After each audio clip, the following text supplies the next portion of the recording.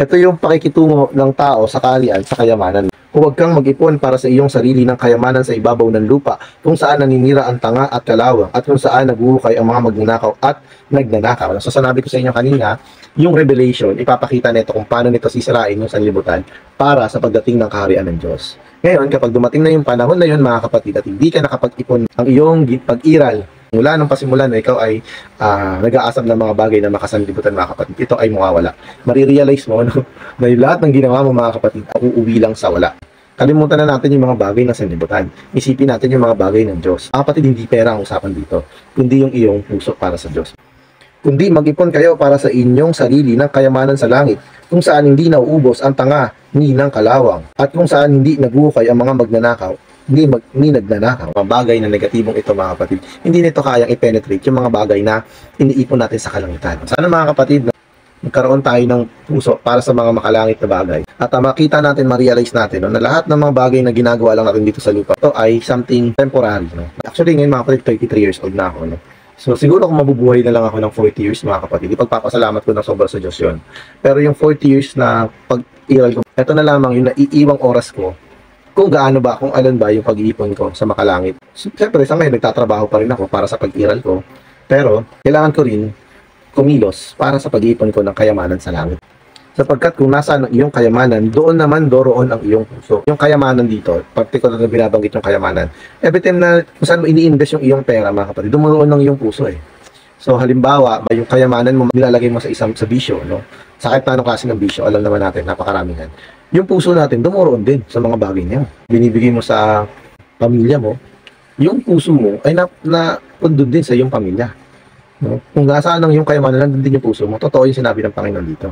Ngayon, subukan mo na yung bahagi ng iyong kayamanan, ibigay mo sa eklesiya, o ibigay mo yung kayamanan mo sa eklesiya, mga kapatid. Gusto mo mapalaya yung sarili mo sa kayamanan, at magbibigay ka sa eklesiya o sa church, mapapansin mo din yung puso mo ay dumuroon din sa eklesiya, sa church. Mas lalo ka nagmamature. Sinabi ko sa inyo kanina, hindi issue dito, mga kapatid, kung nagbibigay ka o hindi. Ang issue dito, yung puso mo. Kung sinabi dito ng Panginoon, paano i-correct yung puso mo? Ito ay sa pamamagitan ng pagbibigay. Ibigay mo yung kung anong meron ka sa Panginoon, at yung puso mo ay susunod din, mga kapatid. Kagaya nga na sinabi ko, napakahirap nito.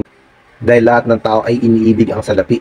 Maraming tao ang iniibig sa salapi. Para mapalaya ka, matuto kang ibigay ito sa eklesiya. Ibigay mo to sa church. Kapag binigay mo to sa church, mga kapatid, pupunta rin yung puso mo doon. At kung pumunta yung puso mo doon, mas mabilis ka magmamature. Basta ay pagbibigay mo ay lihim. Huwag mong bibigay ito ng hayagan. Salamat sa Panginoon, sa guidance ng Panginoong Hesus, kung paano tayo makakalaya dito sa bagay ng sanlibutan ito. Ang ilawan, ang katawan ay ang mata. Kaya kung ang iyong mata ay tapat sa kaisahan, ang iyong buong katawan ay maliliwanagan. Ang dalawa kasi yung pinapakita dito. Una, yung iyong paningin para sa Diyos. Pangalawa, yung iyong paningin para sa kayamanan, sa sanlibutan o sa kayamanan. Kapag ikaw ay titingin sa dalawang bagay na yan, mabublur yung iyong paningin. Hindi mo kaya yon na titingin ka kasi yung iyong paningin dapat nasa isang focus lang. Ang iyong paningin ay nakafocus lang dapat sa Diyos. Ang iyong mata ay tapat sa kaisahan, no? Kasi nakafocus lang yung ating paningin sa isang bagay. Kapag yung paningin ay nakafocus sa Diyos, nasa Diyos lang yan. Kaya kapag yung ating kayamanan ay ilalagay natin sa sanlibutan, yung ating paningin ay tutuon din sa sanlibutan. Kung ibibigay natin ng ating kayamanan sa eklesiya, yung ating paningin ay dumudoon din. Dahil yung kaisahan ng ating paningin ay dumudoon sa ating pagbibigay. Ito ay isang guidelines nga ng pagpapalaya sa atin sa mga bagay na kayamanan.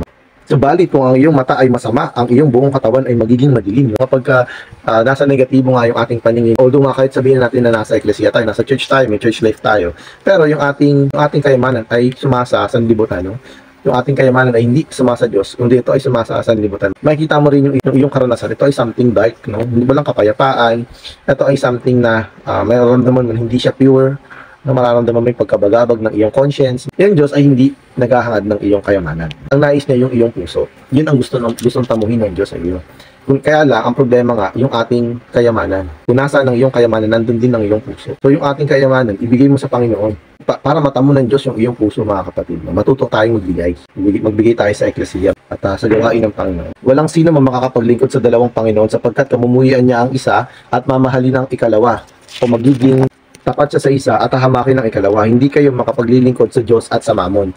Yung Mammon isa itong Aramaic na salita. Ito ay may kahulugan ding kayamanan, riches. Yan. Yung Mammon, ito ay nakatayo opposite sa Diyos. Kayamanan, ito ay sumisimbolo sa mga bagay ng sanlibutan. ito ay kaaway ng Diyos. Nung bata pa tayo, mananalangin tayo na sana matapos natin yung pag-aaral.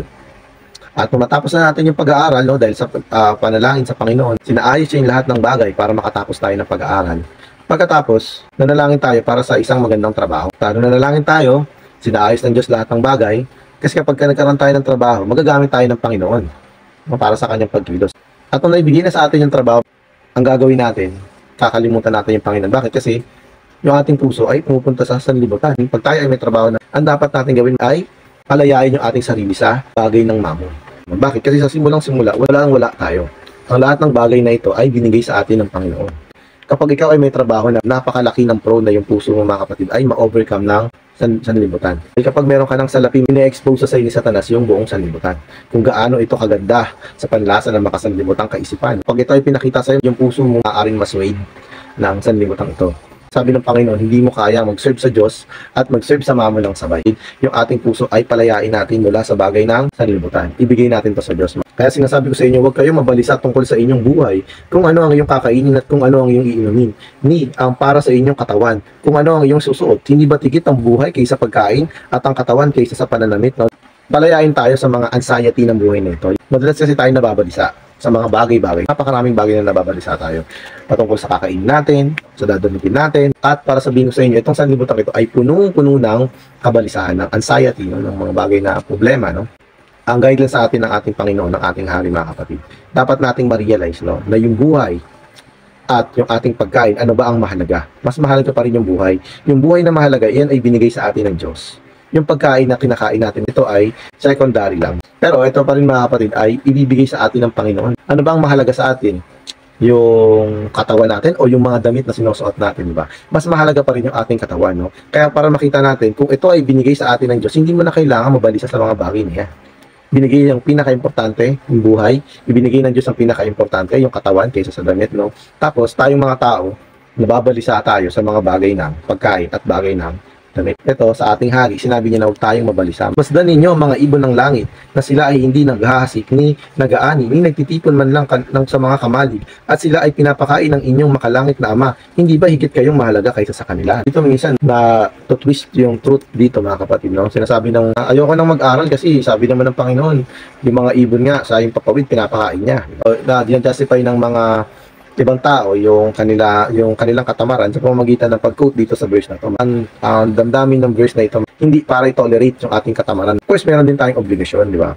Di ba, nung inalis ng Diyos mula sa wilderness yung Israel at nila sa Kanaan, no? Ang pinakatrabaho nila ay mag-labor sa lupa. No? So tayo, mga kapatid, hindi tayo tinuturuan ng Diyos maging tamad. Pinapalaya lang tayo ng Diyos ay dito sa chapter na ito, dun sa mga bagay na ina-anxiety natin, na ating kinababalisahan, kailangan lang nating mapalaya ron, mga kapatid. Mas mahalaga tayo sa mga ibon. So kung ang ating panalangin, mga kapatid, ay para sa ating pangangailangan, matapat ang Diyos, ibibigay niya sa atin kung ano yung pangangailangan natin. Kaya kung yung Diyos ay matapat sa pangangailangan ng mga hayop, mga kapatid, ano na lang yung pagbigay niya sa atin ng ating mga pangangailangan. Ibibigay ito ng Panginoon sa atin. Hindi tayo dapat maging tamad. Kailangan nating magkaroon ng pagtatrabaho para dito. So, halimbawa, bibigyan tayo ng Panginoon ng hindi naman pagkain, pero ng trabaho, di ba? Kailangan mong ayusin yung iyong trabaho. Kailangan mong maging matapat sa iyong trabaho. Kung ikaw ay binigyan ng Panginoon ng opportunity para makapag-aral, mag-aral ka. Hanggang sa ikaw ay matapos pag-aaral, ikaw ay magkakaroon na rin ng kakayahan para masustentuhan yung iyong pag-iral. Ma-maintain yung iyong pag-iral. Ayan. At alin sa inyo sa pagiging balisa ay makapagdaragdag ng isang siko sa kanyang sukat. Ayan, verse 28. At bakit kayo nababalisa hinggil sa pananamit? Wariin ninyo ang mga liryo ng bukid. Kung paano sila lumalago, hindi sila nagpapagal, ni nagsusulid. Ayan. So verse 29, gayon man, ay sinasabi ko sa inyo na maging si Salomon sa buong kalwalatian niya ay hindi nagayakan tulad ng isa sa mga ito. Verse 30. So balit, kung binibihisa ng gayon ng Diyos ang damo sa bukid, na ngayon ay buhay at bukas ay ihahagi sa pugon, hindi ba lalong higit kayong bibihisan, kayong may maliit na pananampalataya? Naisa tayong palayain sa mga bagay na anxiety. Alam naman natin, no, ito ay malaking problema talaga sa mga tao ng kaharian ng Diyos, yung bagay ng pagkabalisa, yung mga anxiety. Sa ligang batas na ito, na tinalaga ng Panginoon, na kailangan nating makalaya sa mga bagay ng kabalisahan. Kaya huwag kayong mabalisa na nagsasabi, ano ang aming kakainin, ano ang aming iinumin, o ano ang aming ibibihis. Verse 32, sapagkat ang lahat ng mga bagay na ito ay balisang hinahanap ng mga hentil, sapagkat nalalaman ng inyong makalangit na Ama na kailangan ninyo ang lahat ng bagay na ito. So alam ng Diyos yung mga pangangailangan natin. Pero, verse 33, subalit hanapin muna ninyo ang kanyang kaharian at ang kanyang katwiran at ang lahat ng mga bagay na ito ay idaragdag sa inyo. Mas naiinisin ng Panginoon na ibigay muna kung ano yung mas pangangailangan mo. Kailangan mo lang hipuin, Panginoon, ano ba yung naisin mo sa akin? Panginoon, nais ko magkaroon ng trabaho, pero may problema ka. Ang problema mo ay masyado kang tamad. Masyado kang tamad. Kaya kailangan mo muna i-correct yung iyong katamaran at ihingi ng kapatawaran ito. At kapag hindi ka natamad, ikaw ay bibigyan ko na ng trabaho. Inaayunan natin, no? Pinapanalangin natin to ng matayong team, no? At later on, yung Diyos magkasalita sa espiritu natin, no? Sinasabi niya yung mga dapat mong i-correct sa sarili mo. At kapag kinorek mo na yun, makikita mo na lang na bigla na lang darating yung hinihiling mo, nag-aasam ng sasakyan, no? Pero ikaw pala ay reckless driver, no? Ikaw pala ay walang control sa iyong anger, no? So, maaring i-correct ka muna ng Panginoon bago kanya bigyan ng sasakyan, no? Isang mga ganung halimbawa, isang mababaw na paliwanag na example. Pero dito mga kapatid, no, sa Panginoon, kapag ikaw ay may pangangailangan ipapanalangin sa kanya, no? Alisin mo muna yung mga anxiety mo. Na bago mo problemahin yung mga anxiety yung Panginoon, ipapanalangin ko muna sa inyo, Panginoon, yung kaharian, Panginoon. Nawa, Panginoon, ikaw ay maghari muna sa akin. Maghari ka rin sa aming sambahayan, Panginoon. Gamitin mo kami para sa iyong pagkilo sa lupa, Panginoong Jesus. Ipapanalangin mo yung mga bagay ayon sa kanyang kaharian. No? At later on, yung Diyos naman magbibigay ng mga bagay na pangangailangan mo. Ito ay isang guidelines kung paano tayo makakalaya sa mga bagay na kinababalisahan natin. No? Kaya huwag kayong mabalisa para sa araw ng bukas, sapagkat ang araw ng bukas ay mababalisa sa kanyang sarili, sapat na sa bawat araw ang kanyang kasamaan. So yung bukas, mga kapatid, ito ay tumutukoy sa maiksing panahon ng sanlibutan ito. Maiksi na lang yan, mga kapatid. No? Malapit nang dumating ang kaharian ng Panginoon. Ang kailangan mong gawin, mga kapatid, ay maghabol ng mga kayamanan sa kalangtan. Karoon tayo na opportunity para makapaglingkod sa Diyos. Ayan. Muli ng Panginoon, mga kapatid.